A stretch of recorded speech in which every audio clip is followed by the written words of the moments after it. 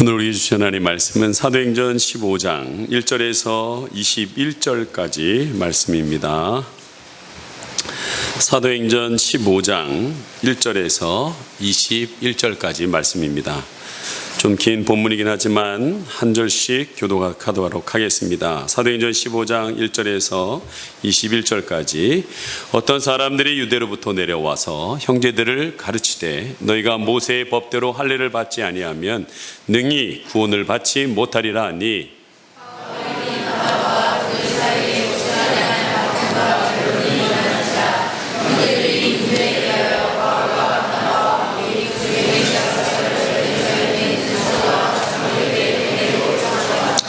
그들이 교회의 전송을 받고 베니게와 사마리아로 다니며 이방인들이 주께 돌아온 일을 말하여 형제들이 다 크게 기쁘게 하더라.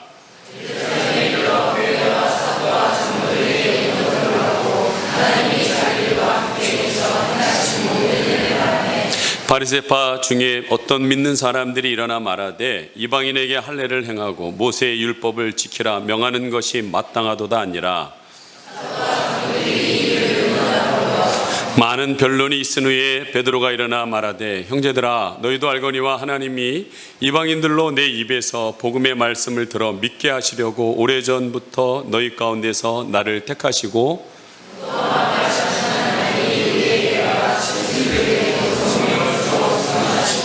믿음으로 그들의 마음을 깨끗이 하사 그들이 우리나 차별하지 아니하셨느니라.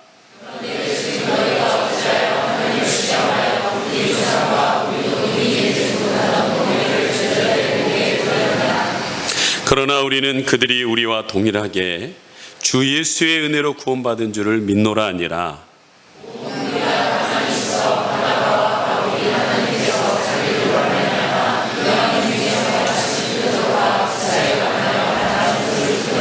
말을 마침에 야고보가 대답하여 이르되 형제들아 내 말을 들으라.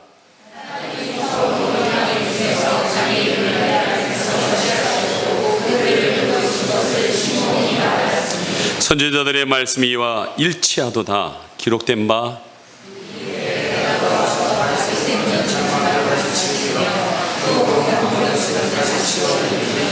이는 그 남은 사람들과 내 이름으로 일컬음을 받는 모든 이방인들로 주를 찾게 하려 함이라 하셨으니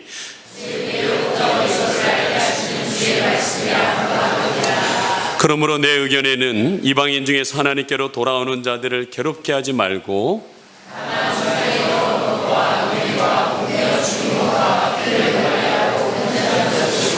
다 같이요. 이는 예로부터 각 성에서 모세를 전하는 자가 있어 안식일마다 회당에서 이 글을 읽음이라 하더라.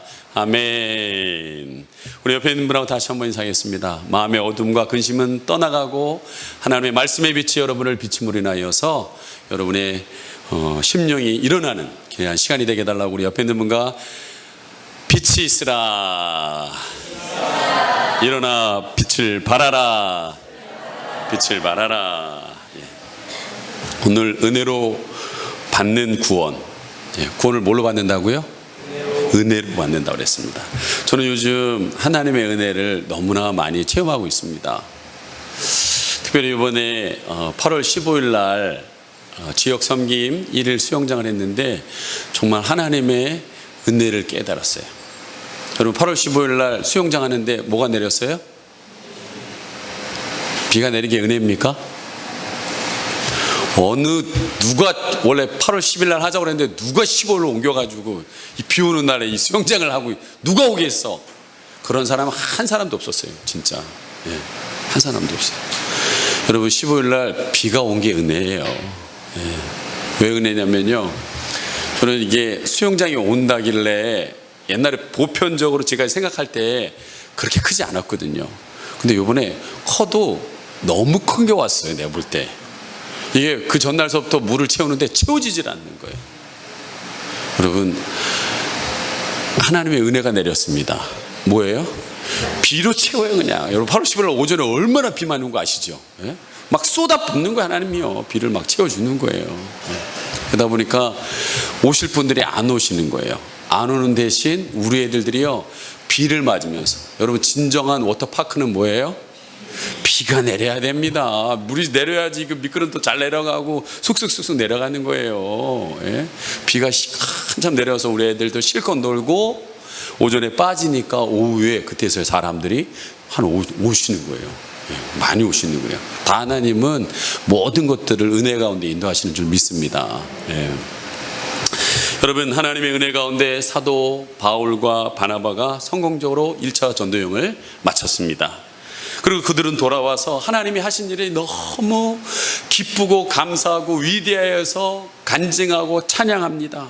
이 얼마나 놀라운 하나님의 은혜냐고. 우리가 안디옥 교회에서 성령이 바나바와 바울을 택해서 우리를 택해서 보냈더니 구브로에서 비스디 안디옥에서 이고니온에서 루스드라에서 더베에서 하나님이 놀랍게 구원받을 영혼들을 구원해 주셔서 이렇게 돌아왔다라고 기쁨의 간증을 합니다.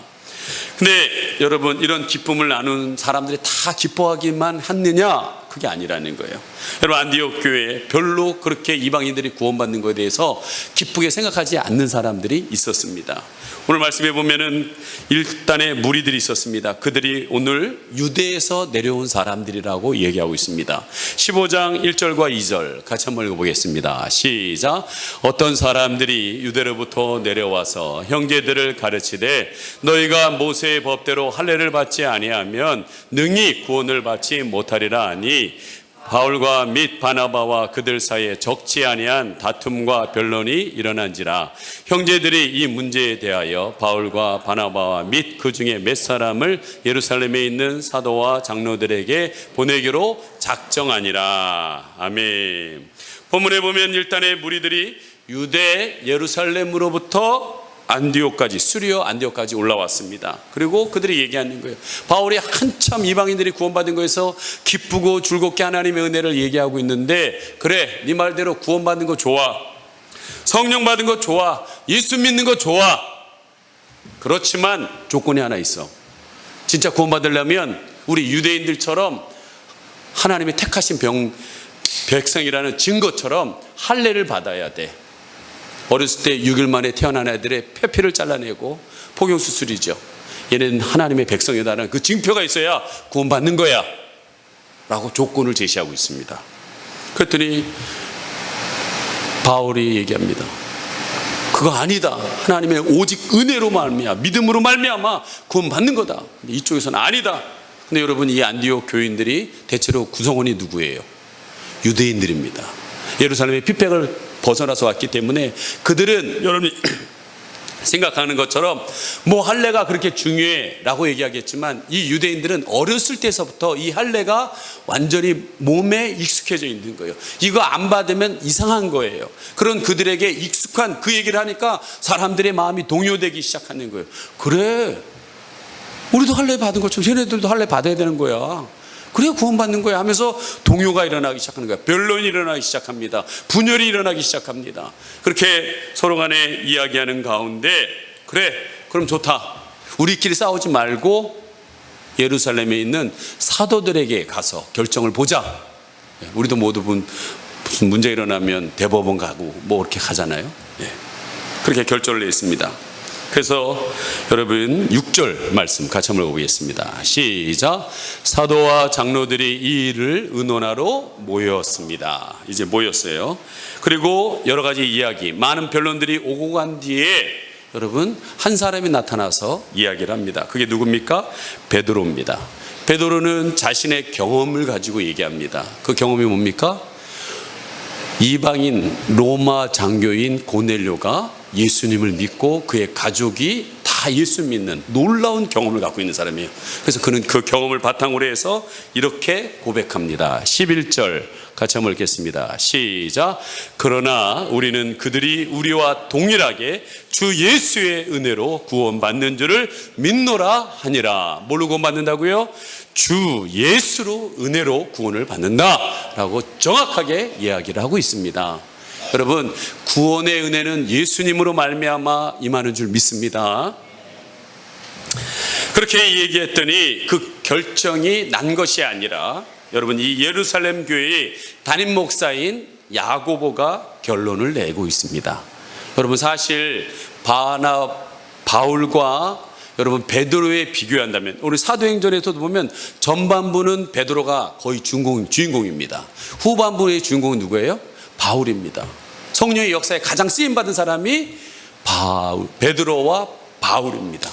이 사람들에 비해서 야고보는 비교할 수도 없는 사람이에요. 하지만 그 교회의 담임 목사가 누구예요? 야고보입니다. 지도자가 야고보예요. 아무리 바울이 뛰어나고 베드로가 뛰어나도 하나님은 질서를 어기면서 일하지 않습니다. 그래서 야고보가 오늘 결정을 내립니다. 그 결정이 19절과 20절입니다. 같이 한번 읽어보겠습니다. 시작. 그러므로 내 의견에는 이방인 중에서 하나님께로 돌아오는 자들을 괴롭게 하지 말고 다만 우상의 더러운 것과 음행과 목매어 죽인 것과 피를 멀리하라고 편지하는 것이 옳으니라. 할례라는 조건을 우리 유대인에게 적용된 것을 이방인에게 굳이 적용하지 않아도 된다. 아까 베드로가 얘기했던 것처럼 주 예수로 말미암아 믿음으로 말미암아 구원받는 것이다. 더 이상 그들을 괴롭게 하지 마라. 다만 그들의 생활 속에서 이방 도시에서 음식들이 이방 제사를 통해서 나오는 음식들이니까 그 우상의 더러운 것들과 그들의 옛 습관인 음행 같은 것들, 목매어 죽인 것들, 그런 것들은 좀 멀리하게, 생활 습관에 잘못된 것들은 고치게 하도록 하고 하나님 백성답게 살도록 하게끔 하고, 구원의 원리에 대해서는 할례라는 조건을 제시하지 말자 결정 짓는 거예요. 네. 여러분, 오늘 이 본문을 통해서 우리는 하나님의 음성을 들어야 합니다. 하나님의 메시지를 여러분 드셔야 될 줄 믿습니다. 그 첫째 메시지는 뭐냐? 하나님의 은혜로만 구원을 받을 수가 있다는 겁니다. 여러분, 세상에는 여러 종교들이 있습니다. 하나는 행위의 종교가 있고요, 은혜의 종교가 있습니다. 행위의 종교라는 것은 인간의 선행과 자비하심으로 구원을 얻는다고 생각하는 종교로서 인간의 삶의 태도들, 공로들, 여기에 무게를 두는 종교입니다. 대표적인 게 불교, 유교, 유대교, 이슬람교, 또 엄밀히 얘기한다면 천주교도 거기 안에 들어갈 수가 있습니다. 네. 예를 들어서 여러분, 미국과 유럽에서 자살 테러 여러분 나는 기사들을 가끔 보잖아요. 이들이 왜 죽음을 아끼지 않고 가슴에 폭탄을 안고서 그렇게 여러분 자살을 할까요? 여러분, 거기에는 분명한 그들의 소신과 확신이 있기 때문에 그렇습니다. 무슨 소신과 확신이 있습니까? 자기가 죽으면, 그들에게 자살 테러에서 죽으면 이슬람의 경전에 그들을 순교자로 여깁니다. 그 순교자들에게 경전에는 낙원이라는 것이 허락되고, 거기서 수없는 남자들에게는 여자들이 허락하고 여자들을 또 감당할 수 있는 능력을 준다라고 이슬람 경전에 이렇게 나와 있는 거예요. 이 땅에서 뭐 지지부지하게 사느니 정말 알라의 나라를 확장하기 위해서 살아가자 한번 던지는 사람들이 있어요. 자신의 이 삶에서 낙원을 누리지 못하여서 그 생에 낙원을 누리려고 하는 사람들이 있습니다. 이것이 전형적인 행위의 종교의 전형입니다. 다른 예를 든다면 또 다른 종교에서는 선행을 많이 해야지 살아온 악업을 지워버릴 수가 있다고 얘기합니다. 그들의 선행을 많이 해서 그동안 지은 죄를 능가할 때 능히 구원받을 수 있다. 그래서 적선을 해야 된다라고 이야기하는 종교가 있습니다. 이 모든 것들이 행위의 종교입니다. 그런데 여러분, 은혜의 종교가 있습니다. 구원의 문제에 있어서는 인간의 공로라는 것은 전혀 가당치 않다라는 거예요. 오직 구원은 전적인 하나님의 은혜로만 가능하다라는 거예요. 그것을 믿는 것, 그것이 바로 기독교라는 거예요. 여러분, 구원은 인간의 선행과 공로로 얻어지는 것이 아닙니다. 인간이 자기의 구원을 위해서 할 수 있는 일은 사실 아무것도 없습니다. 구원은 전적인 오직 예수 그리스도의 은혜로 구원받을 수가 있습니다. 인간의 선행 또는 공로로 구원을 얻을 수 없는 것을 성경적인 이유가 있습니다. 그것은 뭐냐? 인간은 그 어떤 선행으로도요, 하나님의 하나님의 이 기준에 도달할 수가 없다라는 거예요. 가끔 이런 얘기를 듣습니다. 저 사람은 법 없이도 살 사람이야. 저 사람이 천국에 못 간다면 누가 간단 말이냐? 나는 이제까지 살면서 남한테 해코지 한 적 한 번도 없어. 얘만 하면 잘 산 거 아니야? 여러분, 이만하면, 그 이만하면의 기준이 뭡니까? 자기예요. 네. 하나님의 기준이 아니라 자기가 기준이 되는 거예요. 세상이 기준이 되는 것입니다. 그러나 여러분, 구원받는 그 기준은 하나님이 세우신 기준에 합당해야 된다는 거예요. 여러분, 오늘도 이 조명에 따라서 깨끗함 정도가 다르다는 것을 느낄 수가 있습니다. 대체로 여러분, 거기보다 여기가 좀 더 깨끗해 보이죠. 왜? 더 밝기 때문에. 근데 이 조명이 노란색은요, 여기서 더러운 것들이 잘 보이지 않습니다. 여러분, 이 성전에 먼지가 있을까요, 없을까요? 네. 보시기에 여기 여러분, 먼지가 있을까요, 없을까요? 네. 없어 보이지요? 네, 없어 보입니다. 어제 우리 장준민 집사님이 청소하는데요, 나는 청소하는데 빨간 장갑 끼고 청소하시는 분 처음 봤어요. 구석구석 꼼꼼한 사람이 구석구석 진공청소기로 이렇게 청소를 하고 마대 자르가지고 구석구석, 여러분 지금 딱 앉은 자리들이 다 깨끗한 게 그분 덕인 줄 아세요. 예, 구석구석 다. 먼지가 여기 있을까요, 없을까요? 여러분, 저는 새벽 기도할 때 저 커튼을 2개를 올립니다. 그러면은요, 동이 트면서 햇빛이 쫙 들어와요. 그 햇빛의 빛과 함께 뭐가 보일까요? 먼지가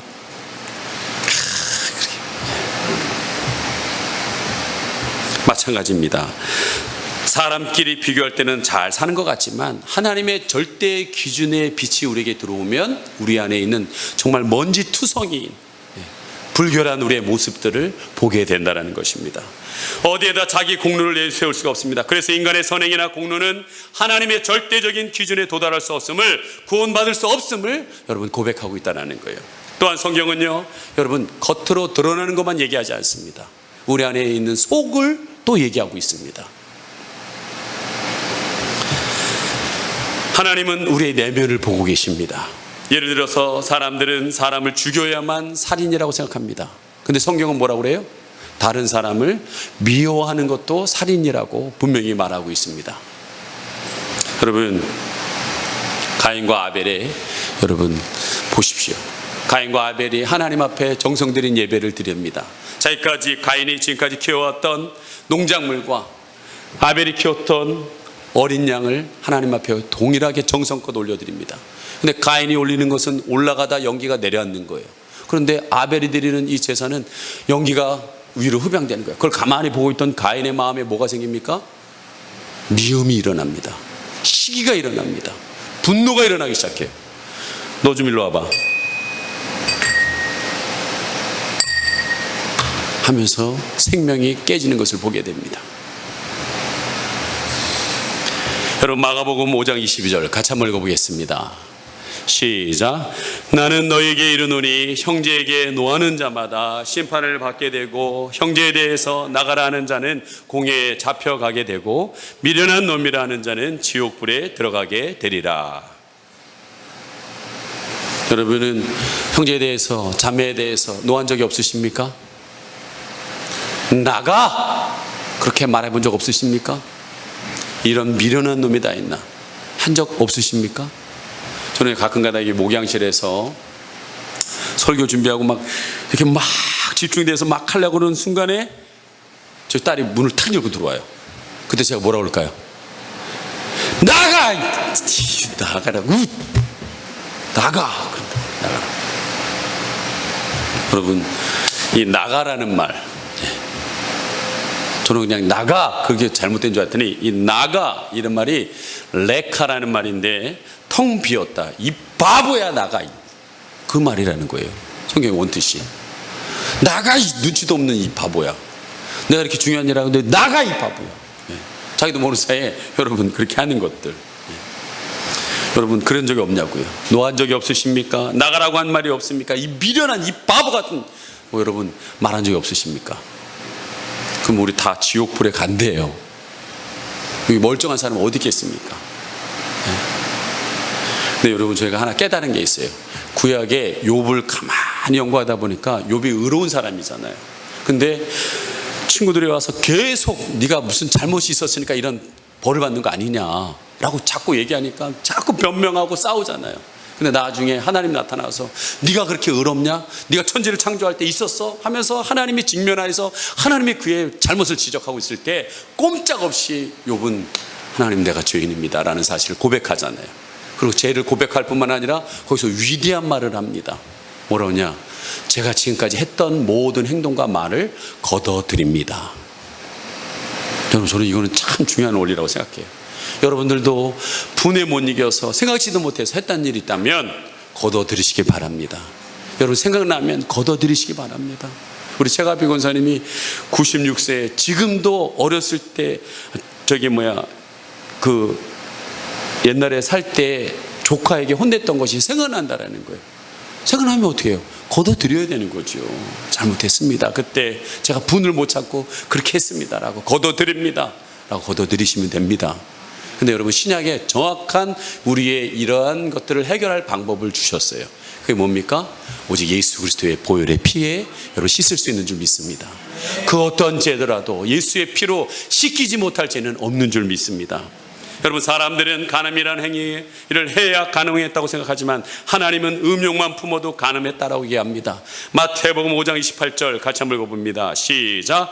나는 너에게 이르노니 음욕을 품고 여자를 보는 자마다 마음에 이미 가늠하였느니라. 여러분, 이곳에 자유할 남자분들 어디 있습니까? 우리의 내면 속속이 들여다보면 판단하시는 하나님 앞에 우리의 의로움을 주장할 수 있는 사람은 아무도 없습니다. 오직 예수 그리스도의 십자가의 죽음과 그 은혜로만이 구원을 받을 수가 있습니다. 여러분이 너무나 잘 아는 구원의 진리입니다. 10,000번, 10,000번 교회에서 들었을 것입니다. 그러나 들어도 지나침이 없는 진리가 이것이라는 거예요. 여러분, 예수 그리스도의 십자가의 죽음으로 히브리서는 이렇게 표현하고 있습니다. 히브리서 9장 12절 같이 한번 읽습니다. 시작. 염소와 송아지의 피로 하지 아니하고 오직 자기의 피로 영원한 속죄를 이루사 단번에 성소에 들어가셨느니라. 아멘. 여러분, 이스라엘 백성들도 사람인지라 아까 얘기했던 것처럼 진짜 살인죄를 짓고 간음죄를 짓고 사람들을 사기치고 한 죄들을 지었어요. 그 죄를 지물이 인하여서 하나님 앞에 도저히 나갈 수가 없는 거예요. 죄 때문에. 근데 나왔을 때 각자의 형편에 따라서 반드시 재물을 가지고 옵니다. 어떤 사람은 양을 갖고 올 때도, 어떤 사람은 염소를 갖고 올 때고, 어떤 사람은 능력에 따라서 송아지와 소를 갖고 온 사람도 있어요. 그러면 갖고 오면은 여러분 그것을 가지고 그냥 제사 드리느냐? 그렇지 않습니다. 이 사람이 지은 죄와 또한 이 사람이 가지고 온 형편에 갖고 온 이 재물을 가지고 제사장의 머리에다가 손을 얹습니다. 그리고 이 사람이 지은 죄를 이쪽으로 전가시킵니다. 여러분, 죄는 우리의 손으로 우리가 짓는 거예요. 죄는 우리가 가지 말아야 될 것을 우리의 발로 갑니다. 내가 품지 말아야 될 것을 내 머리에 생각하고 품습니다. 그리고 마음에 품습니다. 죄는 내가 졌는데, 여러분, 그 동물이 죽어나갈 때, 피를 흘리며 죽어나갈 때 여러분 그거 보면서 나는 이제 자유하구나 그렇게 생각할 사람 있습니까? 여러분, 죄는 자기가 졌는데 대신 그 죄가 내 죄로 전가되어서 이 죽어가는, 피 흘려 죽어가는 그 짐승을 볼 때 여러분 처절한 눈물이 나는 게 정상적이라는 거예요. 네? 여러분, 다시 한번 말씀드리지만 머리로, 가슴으로, 손으로, 발로 지는 죄는 우리가 졌다는 거예요. 그러나 예수님이 모든 것을 100% 여러분 담당하여서 그분이 대신 찢어서 자기의 손에 못 박히고 발에 못 박히고 가시 면류관을 쓰시고 여러분의 그 심장이 옆구리에서 창이 들어와 터짐으로 인하여서 그 모든 물과 피를 흘리심으로 인하여 우리를 구원해 주신 거라는 거예요. 1%도 아닌 100% 예수님께서 우리의 죄를 감당해 주셨다라는 겁니다. 여러분, 예수 그리스도의 속죄가 아니고는 우리는 구원받을 수가 없습니다. 근데 여러분들 중에서 구원이 위에 뭐가 더 해야 하지 않을까라고 생각하시는 분들이 있어요. 좀 불안한 분이 있어요. 내가 오늘 죽어도 천국 내가 갈 수 있을까라고 불안한 분이 있어요. 현재 내가 볼 때는 80% 정도 된 것 같은데 20% 조금 부족해 라고 생각하시는 분들이 있어요. 아니, 이 부족한 걸 좀 담배를 끊어볼까? 술을 좀 끊어볼까? 내 행동을 좀 교회 봉사 시간을 좀 늘려볼까? 이렇게 생각하시는 분들이 있어요. 물론 성도들의 생활의 변화는 중요합니다. 그러나 여러분, 생활의 변화가 구원의 완성을 시킨다는 생각은 잘못된 생각입니다. 왜냐하면 예수 그리스도의 피는 단번에 영원한 속죄를 이루셨기 때문에 그렇습니다. 예수님의 죽음은 우리의 구원을 완성시켰기 때문입니다. 구원은 전적으로 하나님의 은혜라는, 여러분의 공로, 행동이 0.0000 그 어떤 0.000 1%라도 들어가서는 여러분 영영을 구원을 준다 착각이십니다. 오직 하나님의 은혜예요. 여러분의 행위로 구원받으면 여러분의 자랑이 되고 여러분의 의가 됩니다. 여러분의 구원을 불안해하지 마십시오. 여러분의 구원을 미완성의 구원이라고 생각하지 마십시오. 여러분의 구원에 뭔가 더 해야지 안가라는 불완전한 구원의 마음을 갖지 마십시오. 하나님은 우리가 얼마나 완벽하게 살았느냐, 얼마나 실수를 하지 않았느냐 물으시는 것이 아니라 단 하나 물어봅니다. 예수를 믿느냐? 예수를 믿느냐만 물어보는 거예요. 예수가 너의 삶의 주인이냐? 그것만 물어보시는 거예요. 우리가 실수할 수 있습니다. 허물이 있습니다. 죄가 있습니다. 야곱처럼 사기꾼 같은 기질이 있습니다. 그러나 예수를 영접하면 여러분 하나님의 자녀가 되는 권세를 주신다고 했습니다. 여러분 하나님은요 우리의 신분에 주목하고 있지만 사단은 여러분의 영적인 상태와 여러분의 삶의 태도를 보고 여러분 주목합니다. 하나님은 우리의 신분을 주목하시기에 아무리 잘못했다 할지라도 우리를 그의 자녀로 여기신다는 거예요. 여러분 한번 생각해 보세요. 여러분의 자녀를 여러분에게 어떻게 하느냐에 따라서 대우하십니까? 아니잖아요. 조금 부족해도 자녀이기 때문에 그냥 사랑하고 받아주시잖아요. 그러나 여러분 사단은요 우리의 삶의 태도, 영적인 상태를 보면서 그렇게 살면서 네가 하나님의 자녀냐? 구원 좋아하고 앉아있네. 그게 구원받은 사람들의 생활 태도냐? 여러분을 정죄합니다. 계속 참소합니다. 여러분의 구원을 의심하고 흔들게 만듭니다. 그때 여러분은 예수님을 나의 주인으로 여긴다면 사단을 향하여서 정확하게 얘기하십시오. 사단아 물러가라. 내 구원은 내 삶의 결과가 아니다. 전적인 100% 하나님의 은혜다. 네, 여기서 여러분 하나 점검하고 할 게 있어요. 여러분의 삶의 태도와 결과들, 이 하나님의 은혜라는 이 100%의 하나님의 은혜가 여러분 많은 분들이 그래요.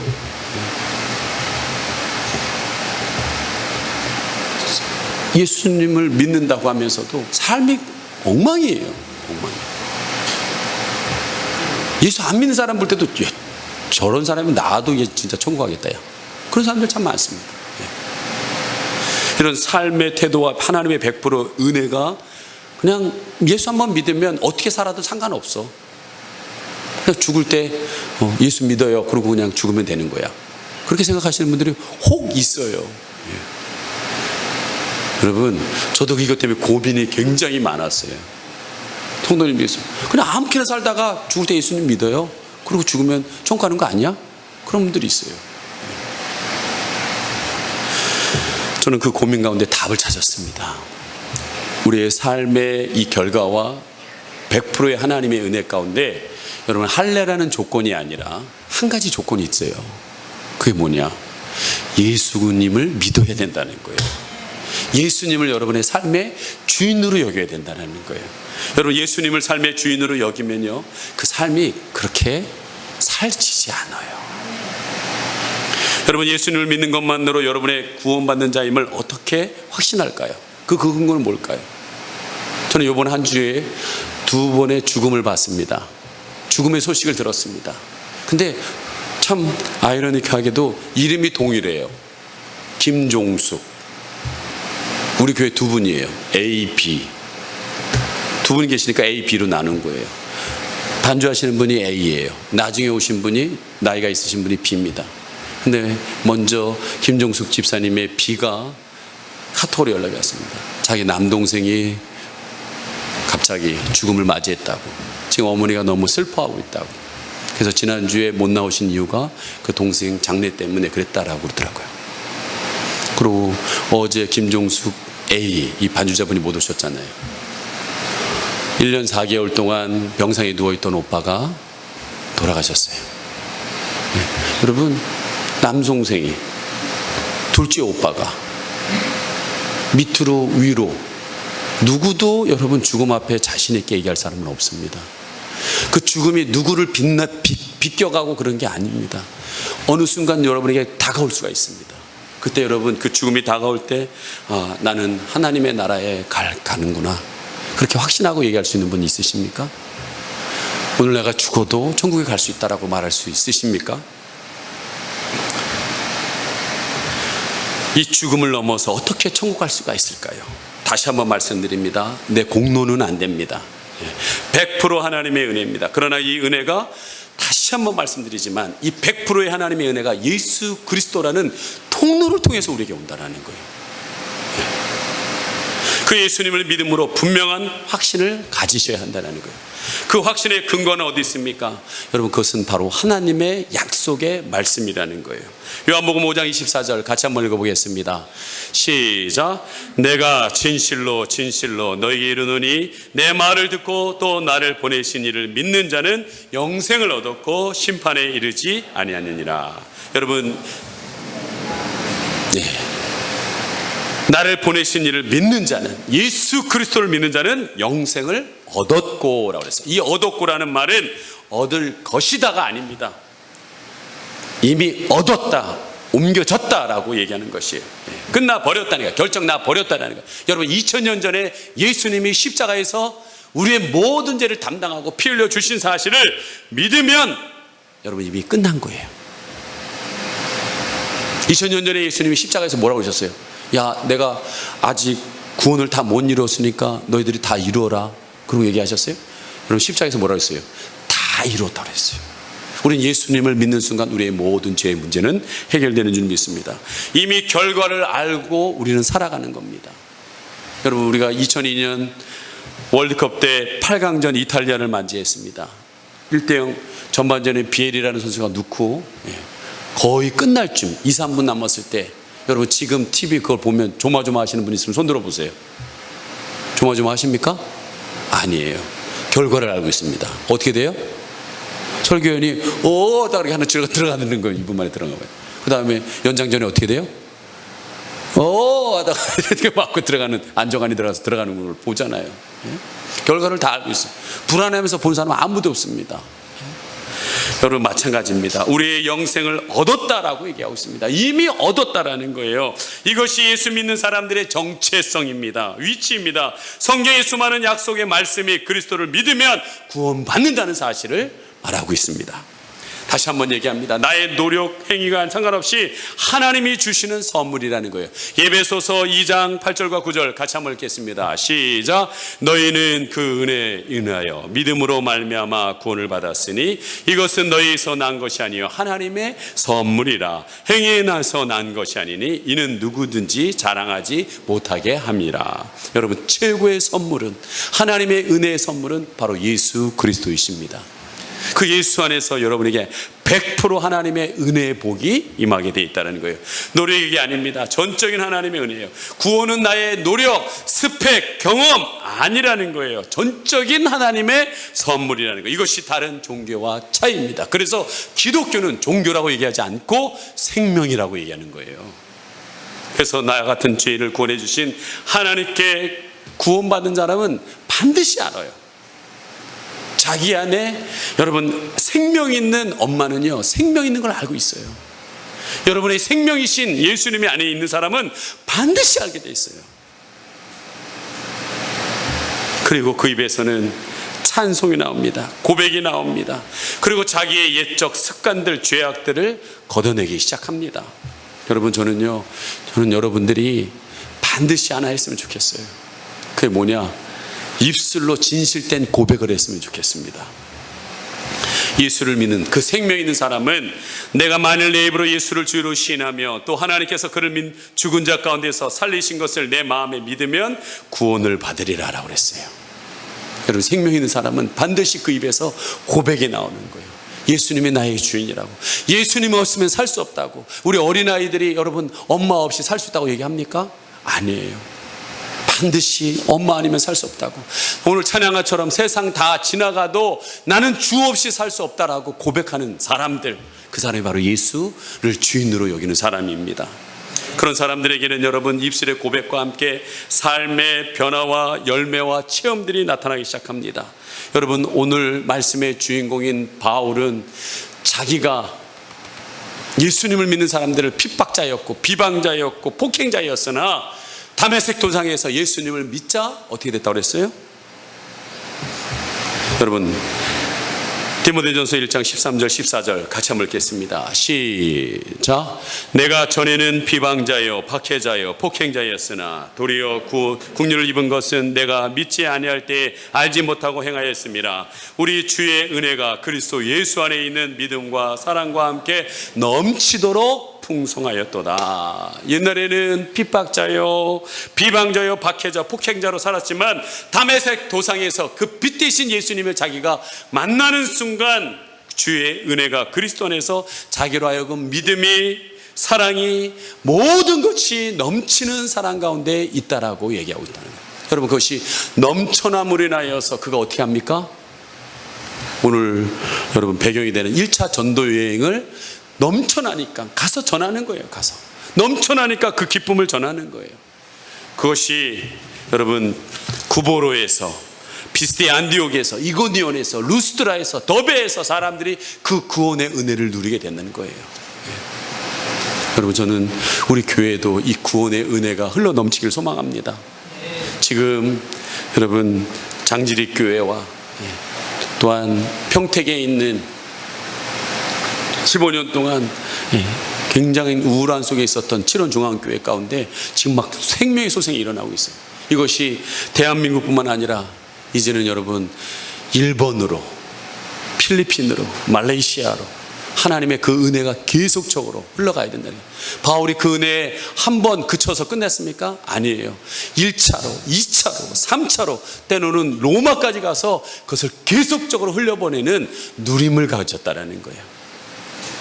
여러분, 마지막으로 여러분에게 말씀드릴 것은 구원받은 하나님의 자녀답게 사시기 바랍니다. 누리며 사시길 바랍니다. 한 청년이, 여러분 이야기 많이 들었겠지만 유람선을 탔어요. 노가다 하면서 열심히 돈을 모아서 입장권을 사가지고 그 유람선을 탔습니다.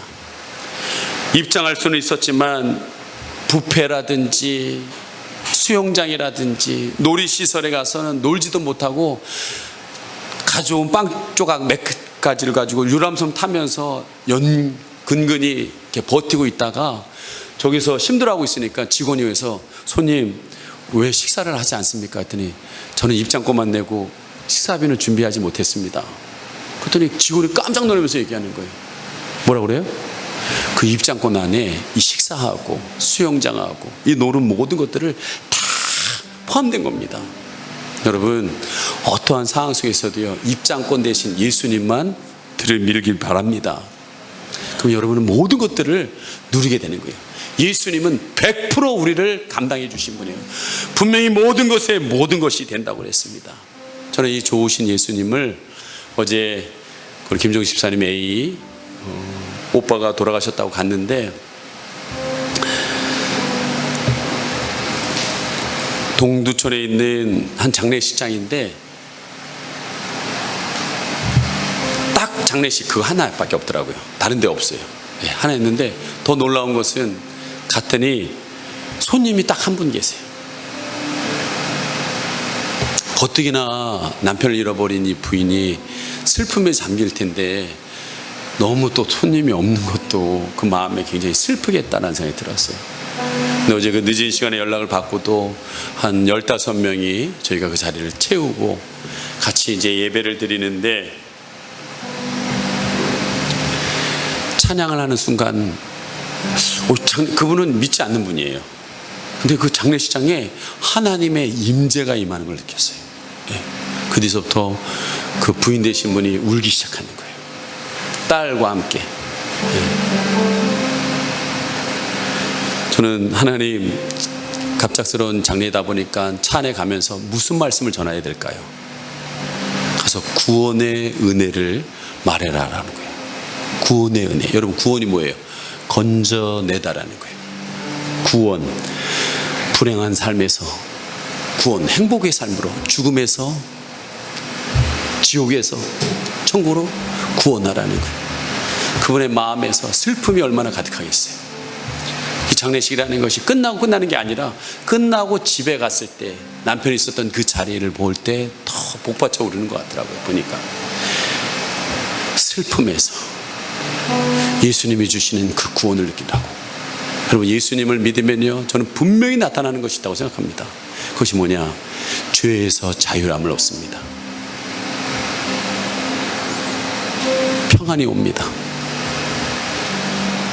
기쁨이 일어나기 시작해요.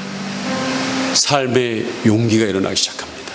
그리고 인생에 승리하게 되어 있습니다. 그것이 예수님 만난 사람에게 동일하게 나타나는 특징입니다. 저는 확신하게 얘기할 수 있어요. 저도 그걸 지금 누리고 있고요. 그 아내 되시는 분에게 남편이 돌아가셔서 마음에 무겁겠지만 이 일로 인하여서 예수님을 믿음으로 인하여 마음의 자유함과 평안함과 기쁨과 삶의 용기를 찾으시길 바랍니다.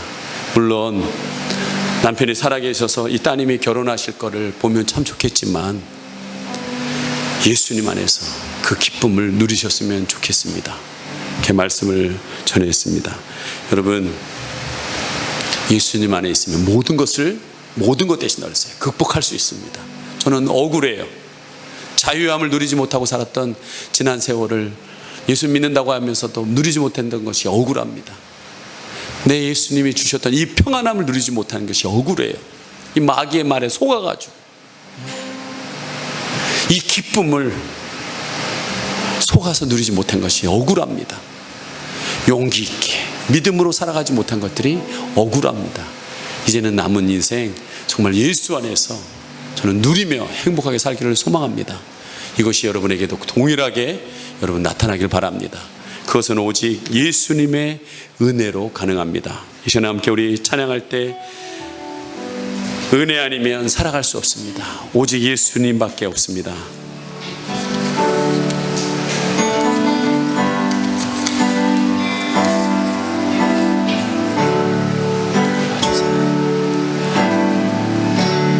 은혜 아니면 살아갈 수가 없네. 호흡마저도 다 주의 것이니